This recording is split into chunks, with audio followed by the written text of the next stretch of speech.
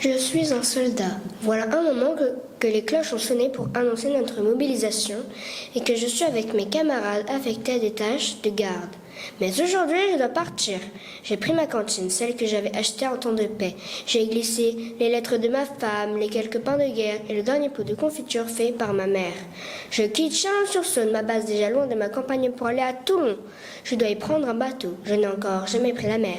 J'ai déjà combattu loin de chez moi, mais sur mon sol. Dans quelques jours, le combat se fera sur les terres de Salonique, en Grèce.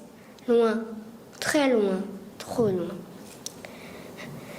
Je fais partie du 59e régiment territorial baptisé Armée d'Orient. Notre mission, renforcer les Serbes sur leur terre et les aider à regagner leur territoire. Je suis un pépère, un ancien soldat.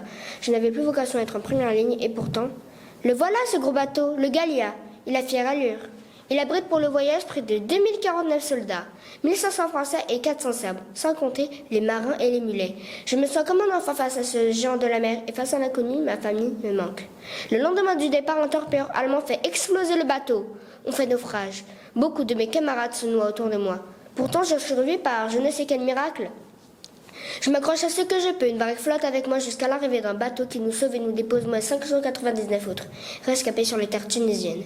C'est beau, Bizerte, c'est solaire et ocre, c'est épicé et orangé, mais je n'ai pas le temps d'apprécier davantage ce moment d'échange. Je dois aller à Salonique. Nous repartons alors, mes camarades et moi, nous avons peur. L'entraînement présent qu'au départ du Gallia. J'ai perdu ma cantine et les souvenirs des miens. On m'en a fourni une nouvelle. Ils ont quand même pris le temps de la floquer en peinture de capitaine Libis. Quand on perd des frères d'armes, on monte en grade, le malheur des uns. Enfin, nous y sommes, Salonique. C'est beau cette ville entourée d'eau, ses maisons blanchies, et ses habitants heureux de nous voir arriver comme si nous allions réussir à inverser la situation à nous tout seuls, des héros avant l'heure. La peur me reprend, la peur de décevoir, la peur de ne pas rentrer. Ici, c'est trop loin pour espérer que mes lettres arrivent aux mains de ma femme. Mais j'écris quand même, ça me fait du bien.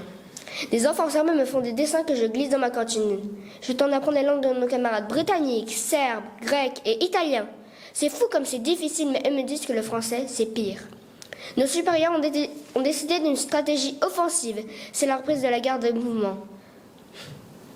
Nous devons passer par les montagnes afin de surprendre nos ennemis. Me voilà franchissant ces montagnes que j'admirais d'en bas. Les paysages sont à couper le souffle. Des lacs en contrebas me donnent l'impression de miroirs fascinants. Je me nourris de ces images afin de les raconter à ma famille, eux qui n'ont jamais quitté notre village. Notre tactique paie. Nous reprenons nos ennemis territoire après territoire jusqu'à l'armistice et notre démobilisation. Enfin, je rentre chez moi. Je reprends le bateau avec ma cantine pleine de souvenirs de cette famille étrangère qui restera jamais gravée dans mon cœur.